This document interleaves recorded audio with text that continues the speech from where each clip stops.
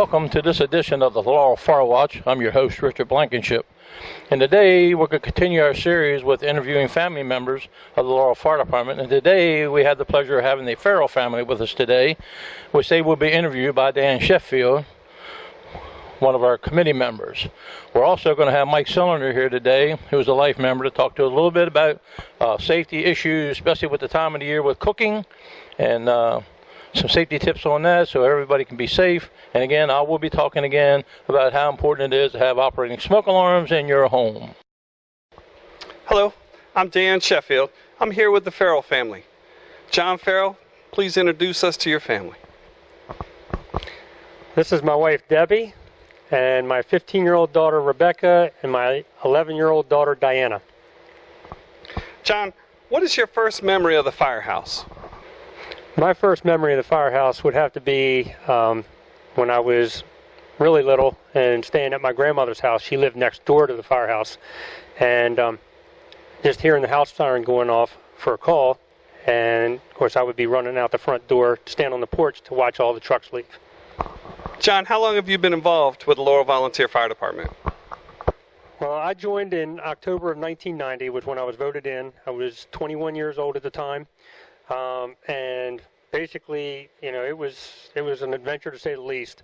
For me personally, as it was for a lot of members that joined back then, we came in and we were here a lot. I was here about 5 days a week, anywhere from 4 hours on, and it was because I wanted to be here. I wanted to basically learn the craft of firefighting, and the only way you can really learn it and learn it well is to be here and experience it and learn. It's a lot of hands-on learning.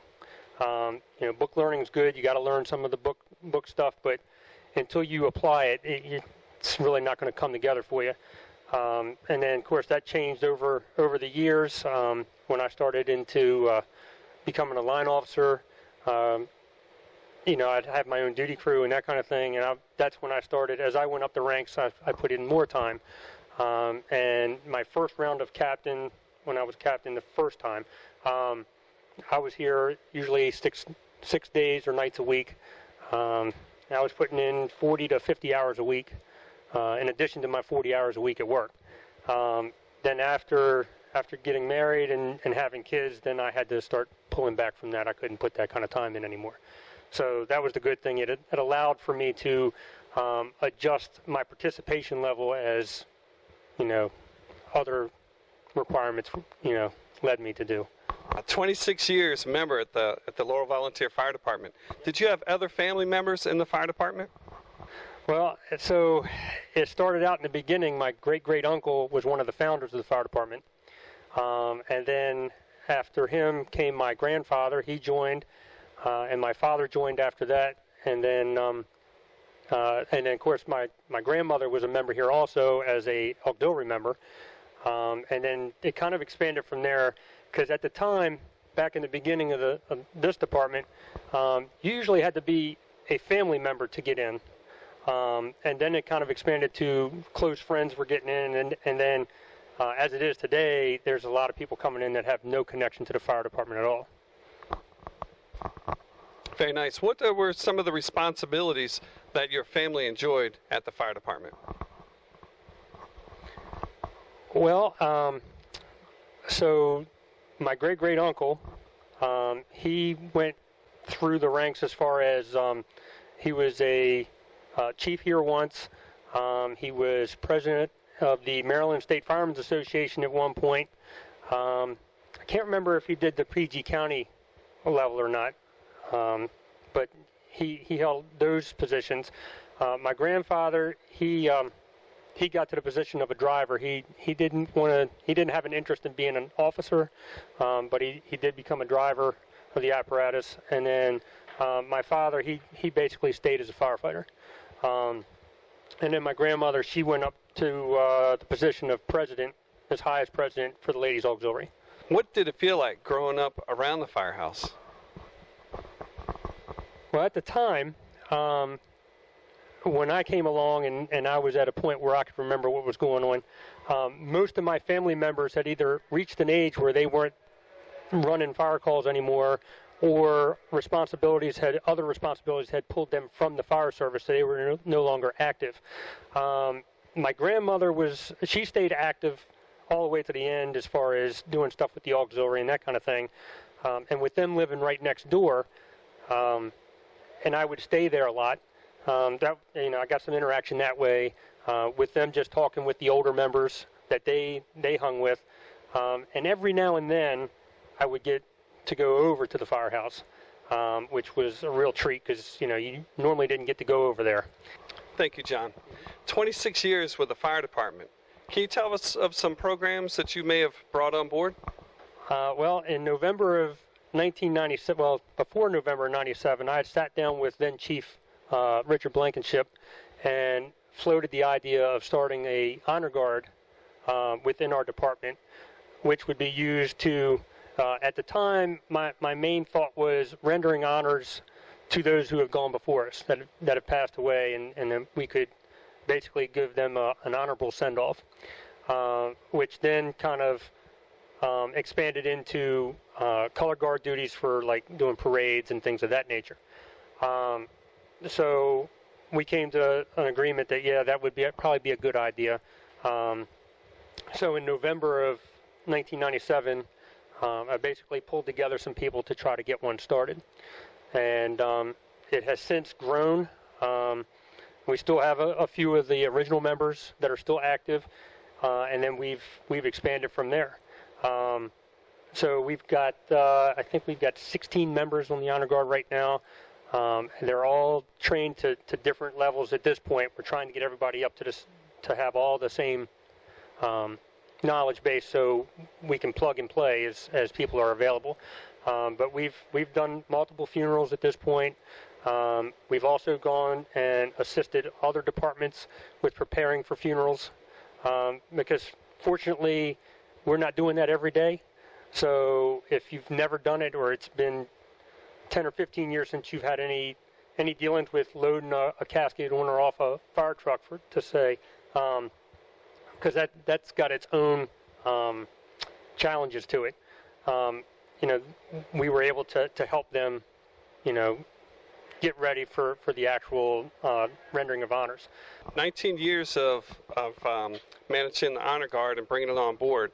The Honor Guard also does an outstanding job in opening the parade for the Main Street Festival, also opening the parade for the annual 4th of July celebration that we have here in Laurel. Now, John, you're still an active member with the fire department? Yes, I'm still an active member. Right now I'm holding the rank of captain. And I've got the Thursday night duty crew, and then I'm also covering Wednesday night duty crew when I'm not working. And I plan on being active as long as my body will allow me to be active. John, introduce us to your wife, Debbie. This is my wife, Debbie. She's got 19 years in here. She's also one of the founding members of the Honor Guard, still active with the Honor Guard. And we met here actually. I was on the membership committee at the time, and I remember after she had been interviewed and gone through the process of becoming a member, she came in to the meeting, got voted on, and then after she got voted on, then I was the one that gave her rookie book and got her fitted for her duty crew uniform and figuring out what night she was going to do. And little did I know, being on the membership committee was also going to be interviewing for a wife.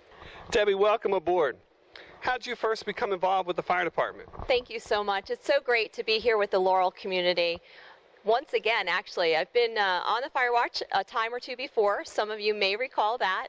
And it's always such an honor to come into your homes and share from our hearts what it is that we truly do here at the Laurel Volunteer Fire Department. John and I did get our start as a family, which is what we'd like to share with you today, because of the Laurel Volunteer Fire Department. I was assigned to Walter Reed Army Medical Center back in 1996 when I was first stationed to this area as part of the Army Nurse Corps. I was driving home one day and just thinking to myself, I'm kind of really getting tired of not doing more for the community. And how is it that I can get involved in the community, not knowing very many people at all? And I drove past a sign that was on the corner that said they were looking for volunteers. I had had some previous firefighting experience as well as emergency medical technician experience in my home state of New York, and I decided to come in. When I came in, I asked the person at the desk if this was a fire department or did they have an ambulance as well. And I truly was looking strictly for the fire department aspect. In New York, often as the female, I was told you're to ride in the back of the ambulance because we serviced a community that 99% of our calls were drunk females from the college. And for liability and safety, they said, okay, we want a female in the back. And I kind of got a little burnout from that. So when I asked that question, he said, no, you really want to go down the road for that? And I said, no, I don't. I am in the right place. Now, John talked briefly about how our relationship developed here at the fire station. What he did not say is that we were completely resistant to the fact that we would be dating anybody. It's just where you work, you don't like to also date somebody, because if things go bad, that also tends to cause a lot of friction in your work environment. So we resisted for so long, I cannot even say, and we became best friends through the process. I actually served on multiple duty crews when I first started as a member. Because I did have some previous experience in New York, most of it was medical related. There was actually only one fire in the 3 years that I was a member there at that time. And I wasn't even in town for that fire. So that experience that I had as a firefighter was strictly through training. So all of my firefighting experience had to be put through the test from the very beginning.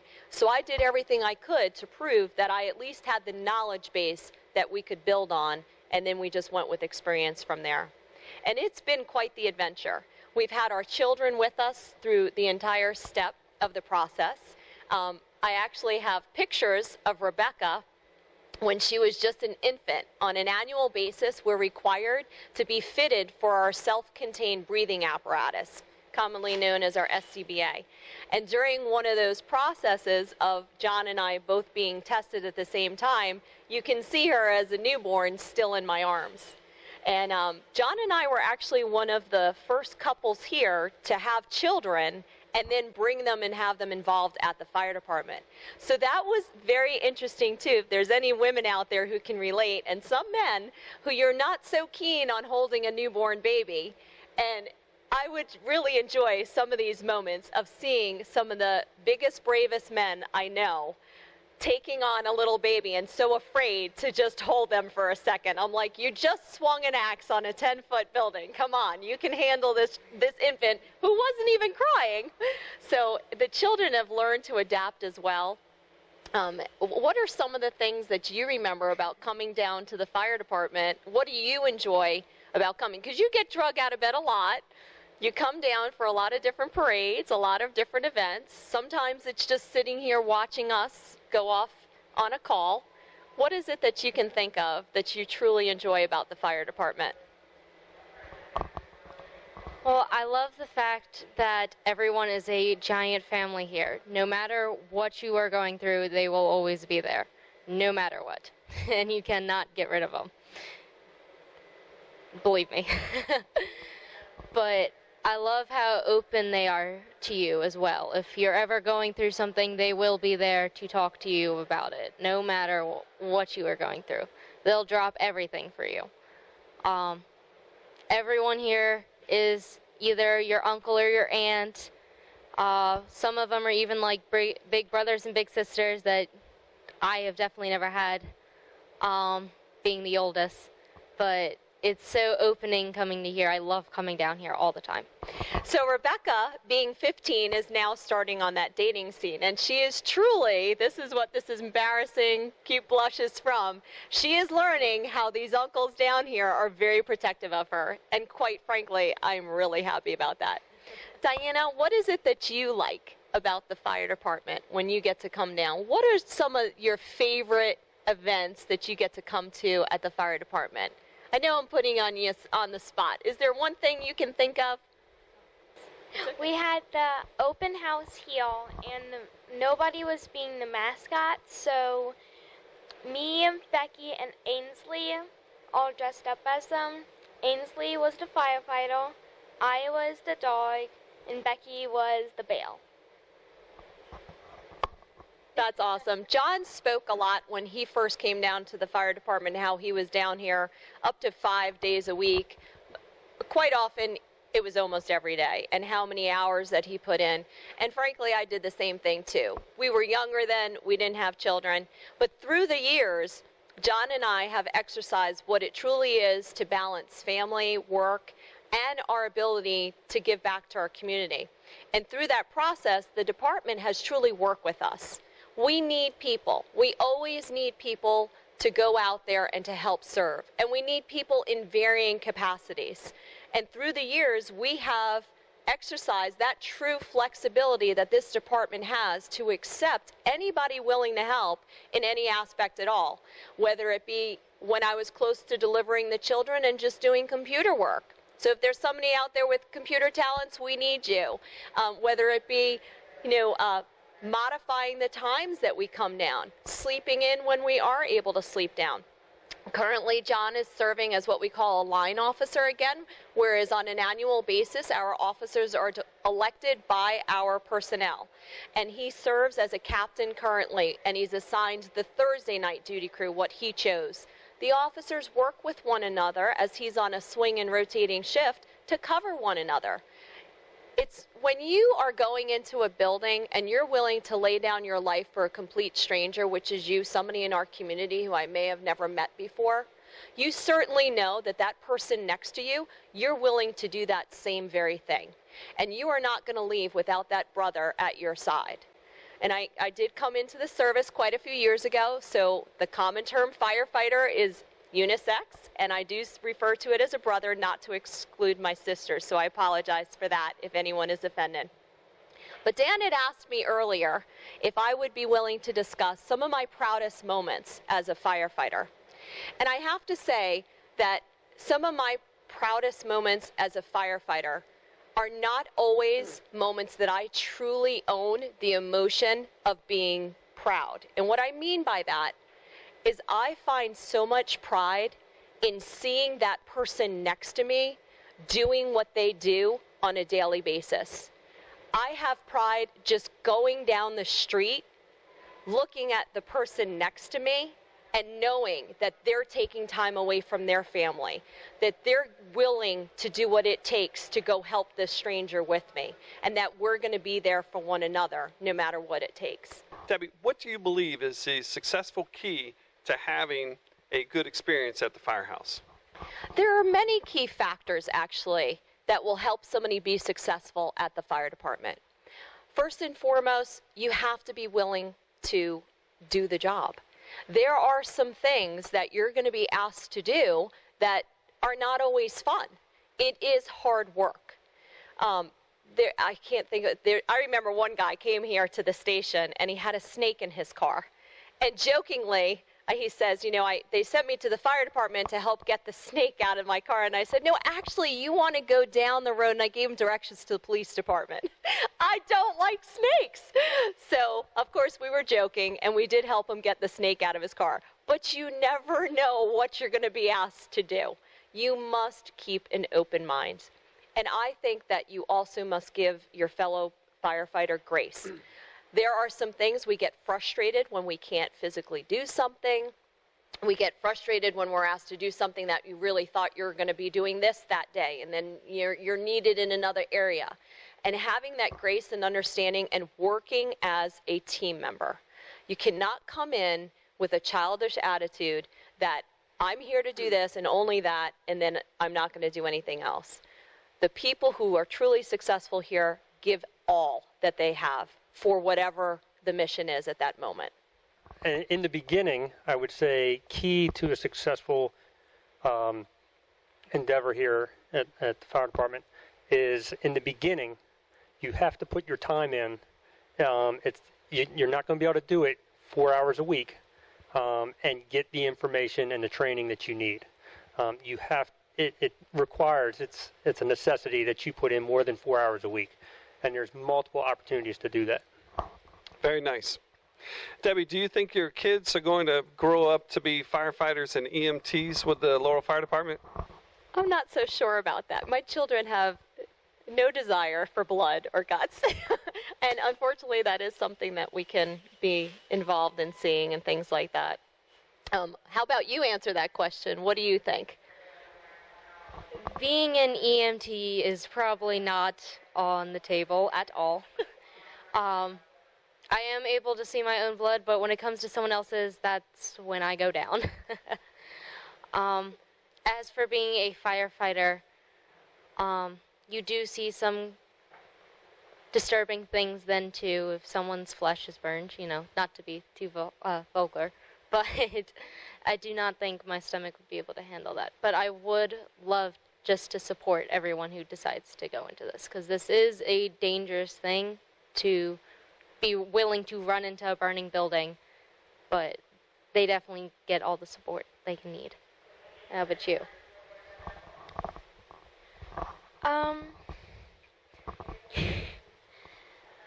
I would probably say no to EMT because I just don't like this stuff. And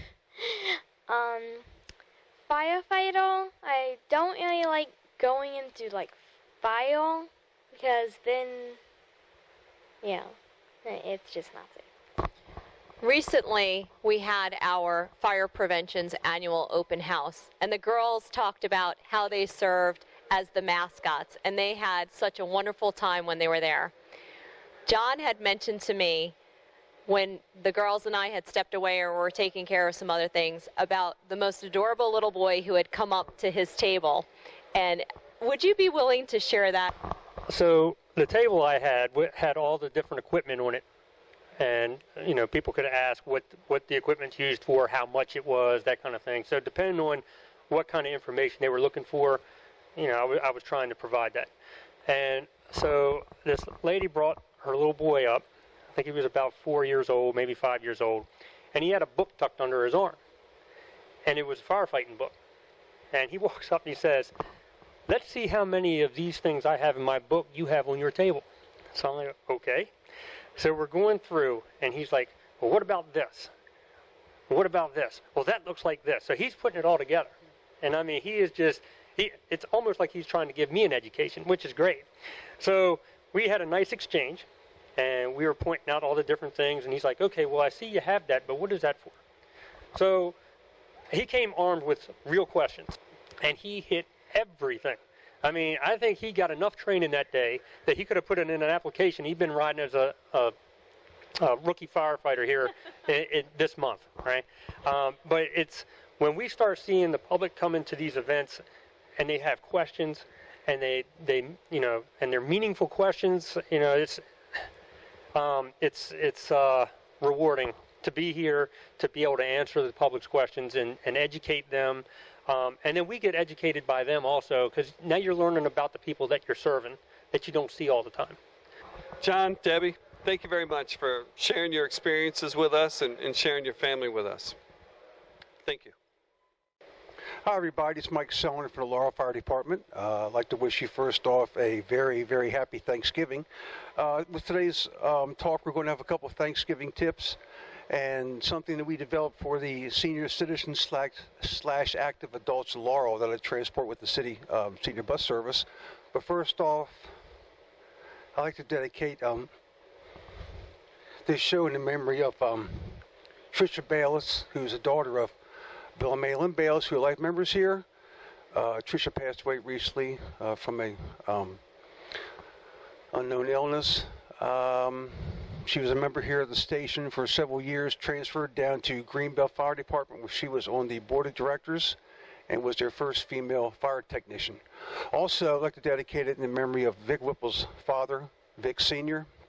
Mr. Whipple was a great guy. Got to meet him in Ocean City a couple of times.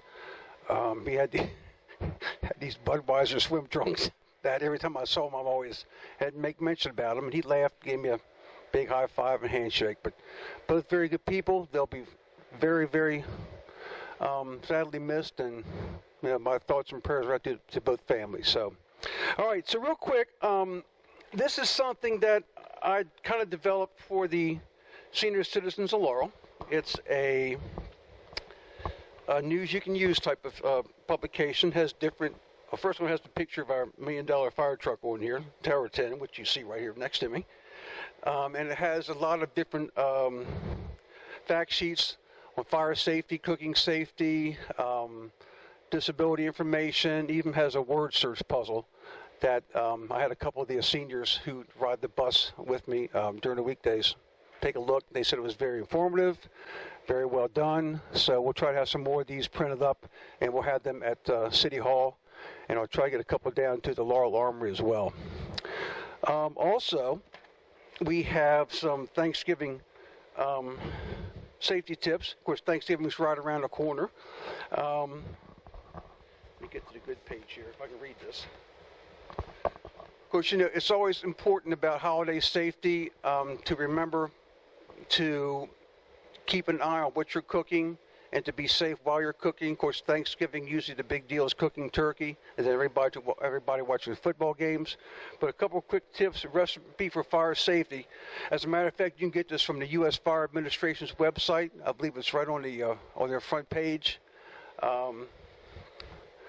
Recipe for fire safe cooking.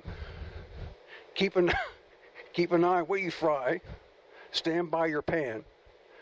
Turn pot handles towards the back of the stove, so if you're by the stove, you won't accidentally bump them, causing a spill of hot water or such. Wear short sleeves or roll your sleeves up when you're cooking. Once again, if you reach across the stove with long sleeves, it could be a potential fire hazard and health or burn hazard as well.